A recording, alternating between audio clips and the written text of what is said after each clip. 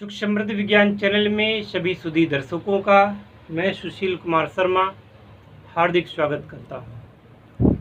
सुख समृद्धि विज्ञान चैनल कम से कम 3 साल तो इसको हो ही चुके हैं, इससे ज़्यादा ही हो गए होंगे। मुझे भी देखना पड़ेगा कि कितना समय हो गया है। और इस कालखंड में मैंने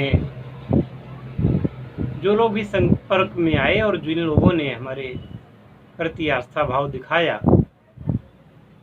उनको उसका भरपूर परिणाम मिला, समुचित परिणाम मिला।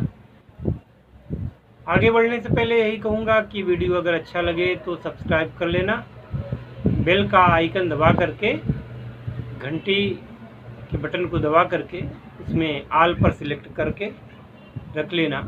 नोटिफिकेशंस आते रहेंगे और वीडियो हमारे आप देखते रहेंगे। अच्छा लगे तो थोड़ा सा क्या कहते हैं, लाइक भी कर देना। देखिए, लाइक करने से बहुत सारे लाइक हो जाते हैं वीडियोस पर, तो चैनल की साख बढ़ती है और उस वीडियो को यूट्यूब सपोर्ट करता है, यानी कि दूसरों को भेजता है, सजेस्ट करता है।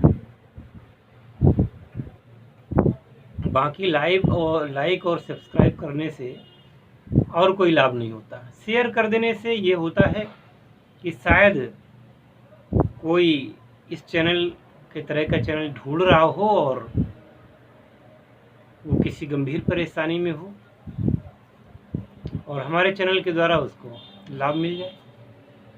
इसलिए जनहित में आप इसे शेयर भी कर दें। मेरी मेहनत आप देख रहे हैं। गर्मी है, हाथ से पंखा चला करके मैं वीडियो बना रहा हूँ, क्योंकि इलेक्ट्रिक फैन चलाने से आवाज़ ज़्यादा आती है और आवाज़ आती है तो वीडियो में सुनाई नहीं पड़ता है।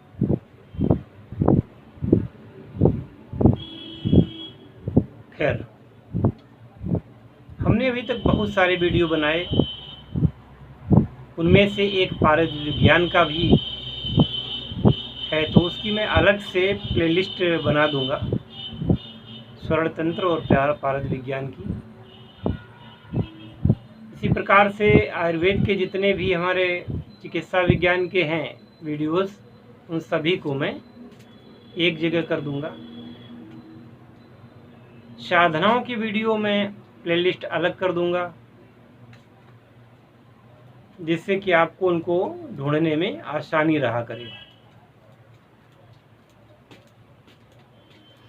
बहुत सारे लोग व्हाट्सएप पर लिख के भेज देते हैं, टेलीग्राम पर, कि आप हमें वो वीडियो शेयर कर दीजिए।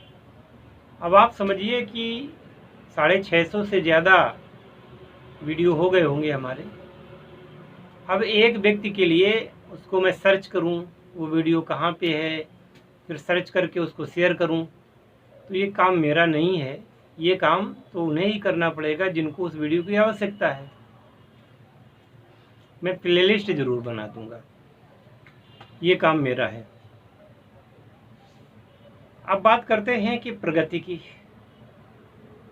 तो सुख समृद्धि विज्ञान चैनल की प्रगति, सब्सक्राइबर्स तो 6 महीने से ज़्यादा हो गए, आ नहीं रहे हैं, बल्कि जा रहे हैं।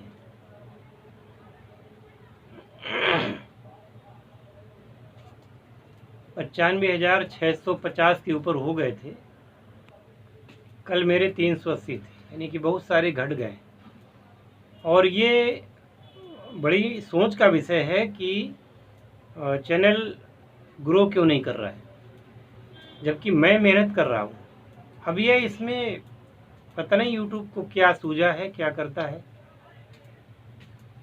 पहले 3-3 लाख व्यू आ जाते थे 24 घंटे में, अब तो 8 दिन बाद भी पता चला कि 100 भी व्यूज नहीं है किसी वीडियो में। तो इतनी मेहनत से वीडियो बनाने का फिर उद्देश्य क्या बनता है? अगर वीडियो आप लोग वायरल नहीं कराते तो उद्देश्य क्या बनता है? इसलिए शेयर किया कीजिए भाई।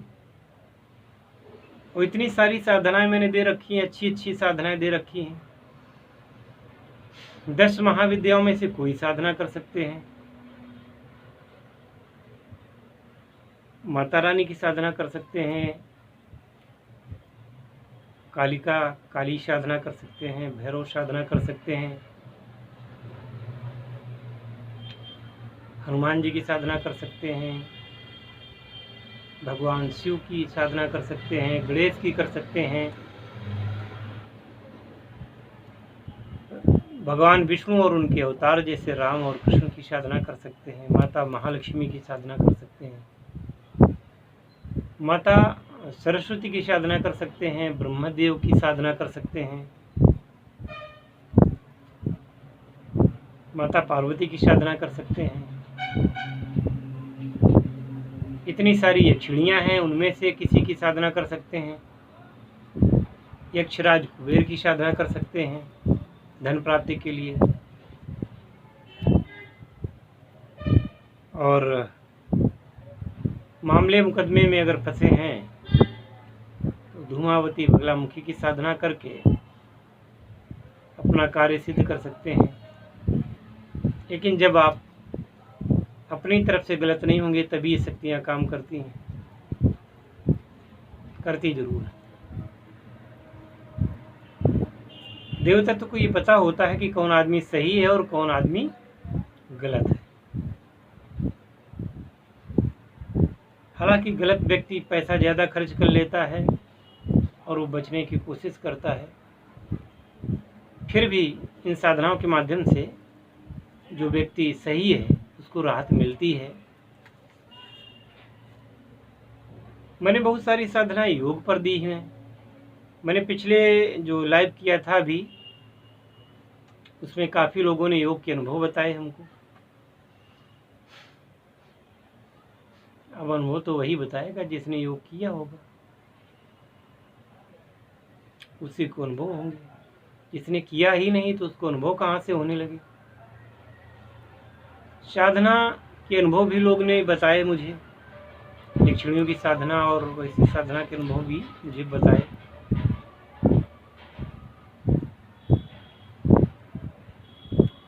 तो भाई जब करेंगे तभी तो बताएंगे, जब करेंगे ही नहीं तो क्या होगा। माला मंगवा ली, यंत्र मंगवा लिया, सामग्री मंगवा ली, रखी हुई है घर में,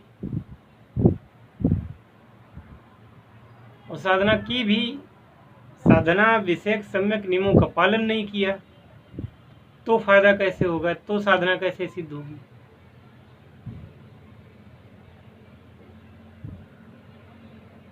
मुझे तो ये लगता है कॉलेज की शिक्षा में आप कम से कम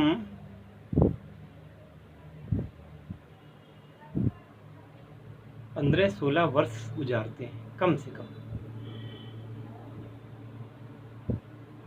3-4 साल तो कक्षा एक आने में लग जाते हैं, पीजी केजी जाने क्या क्या होता है। इसके बाद में प्रतिवर्ष अगर आप सफल होते गए, कभी फेल नहीं हुए, तो 12 साल में तो आपका इंटर होंगे 12, ऐसे 15 साल हो गए। इसके बाद फिर 3 साल की डिग्री होगी आपकी ग्रेजुएशन की, 18 साल हो गए। 2 साल में एमए होगा आपका, पोस्ट ग्रेजुएट 20 साल शिक्षा के हो गए। अब आप कोई डिग्री करते हैं और से तो 2-4-5 साल तक उसमें, यानी कि आप शिक्षा को 25 साल दे सकते हैं।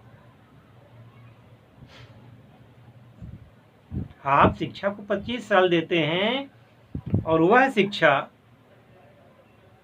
आपको जीवन में सफल बनाएगी इसकी गारंटी नहीं है, नौकरी लगेगी इसकी गारंटी नहीं है।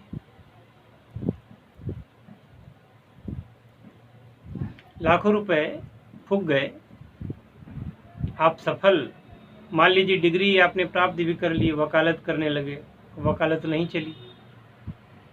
डॉक्टरी कर ली, एमबीबीएस कर लिया, आपका क्लिनिक या अस्पताल नहीं चला। इसके बाद की गारंटी है कि आप वो शिक्षा प्राप्त करके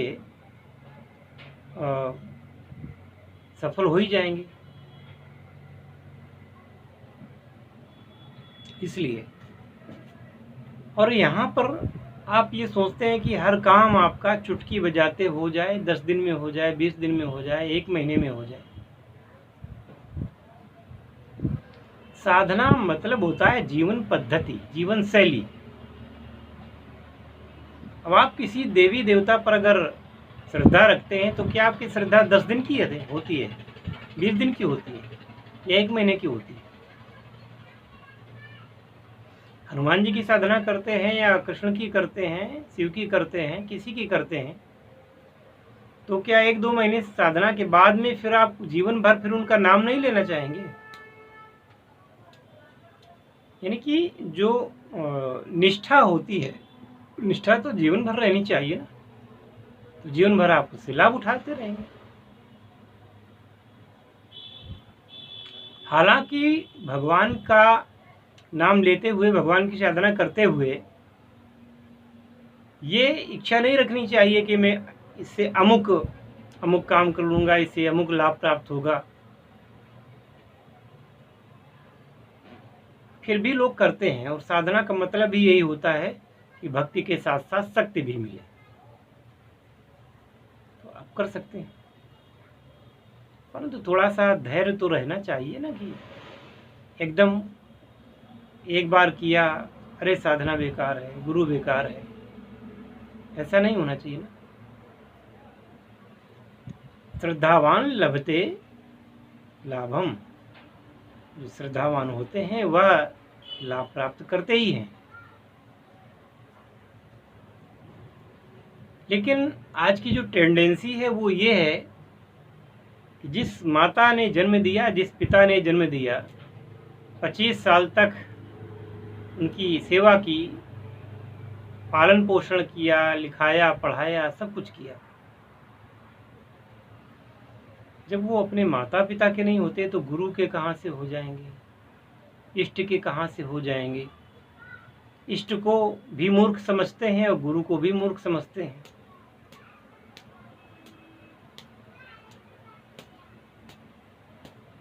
कि वो इष्ट को सिद्ध करके उनसे ये काम करवा लेंगे, ऐसा ऐसा करवा लेंगे। हालांकि इष्ट बिना मांगे भी देते हैं, उनकी साधना करने का एक परिणाम होता है कि बिना मांगे भी वो देते हैं। पर आप हमेशा याचक की ही मुद्रा में क्यों रहना चाहते हैं? अरे हनुमान जी, मैंने तो आपको 101 रुपये का प्रसाद चढ़ाया था और देखिए आपने मेरा काम नहीं किया। हे भगवान, मैंने तो आपको जो है देखो मनौती मानी थी, और मैंने आपकी कथा भी कराई, मैंने ये भी किया, मैंने 9 दिन मैंने व्रत भी किया आपका, और आप मेरे काम नहीं आए। ये उलाहना। अरे गुरुजी तो कुछ जानते वानते हैं नहीं, गुरुजी बस मंत्र बता देते हैं, हो गया। और देखिए मैं 2 महीने से जप रहा हूँ, कुछ नहीं हुआ। इस प्रकार की बातें करके लोग, मतलब निष्ठा जब आपकी टूट जाती है, जो आप साधना कर रहे हैं ना, उसमें निष्ठा अगर बीच में खंडित हो गई तो आप ये समझ लें कि वो साधना खंडित हो गई। ये बात सही है कि गुरु जो है एक मनुष्य ही होता है, परंतु साधना के क्षेत्र में गुरु को इष्ट से ही ज़्यादा माना जाता है। ये माना जाता है कि इष्ट बाद में है, गुरु पहले है। इसलिए कबीरदास जी कहते हैं कि गुरु गोविंद दोऊ खड़े, काके लागों पाए, बलिहारी गुरु आपने गोविंद दियो बताए। यानी कि मैं गुरु को पहले प्रणाम करूंगा, क्योंकि गुरु की वजह से गोविंद के दर्शन हुए हैं। ऐसी भावना के साथ जो लोग रहते हैं तो भगवान कभी उनको निराश नहीं करते।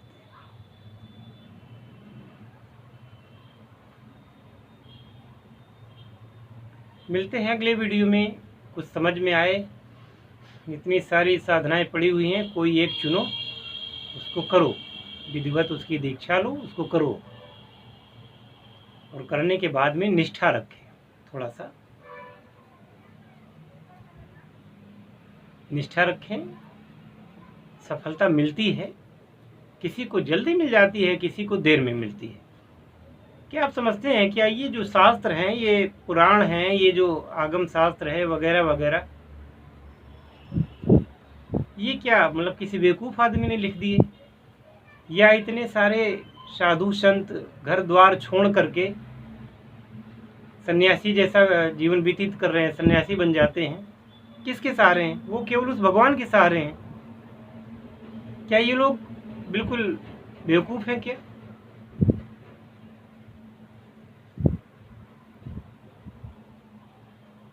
मैं ढोंगी साधुओं की बात नहीं कर रहा हूँ, मैं सच्चे साधुओं की बात कर रहा हूँ, सच्चे संतों की बात कर रहा हूँ। केवल क्या ये मतलब भीख मांगने के लिए, मांगने खाने के लिए है? ऐसा नहीं है। हाँ, ये बात अलग है कि इनमें बहुत सारे लोग केवल और केवल प्रवंचना कर रहे हैं, पाखंड कर रहे हैं। उन पाखंडियों के कारण क्या आप सच्चे संत समाज को भी गाली देंगे? ये सारे प्रश्न मैं आप पर छोड़ता हूँ। हो सके तो कमेंट में आप बताना कि मैं सही कह रहा हूँ या गलत कह रहा हूँ। जय शिव शंकर, जय भोलेनाथ, हर हर महादेव।